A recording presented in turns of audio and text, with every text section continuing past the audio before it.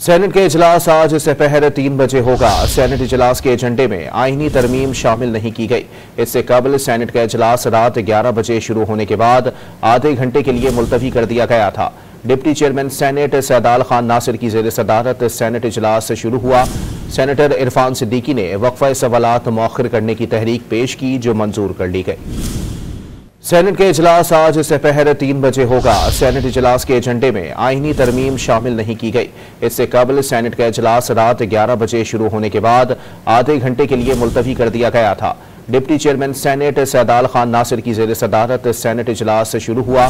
Senator Irfan Siddiqui ने वक्फा सवालात मौखर करने की तहरीक पेश की, जो मंजूर कर ली गई।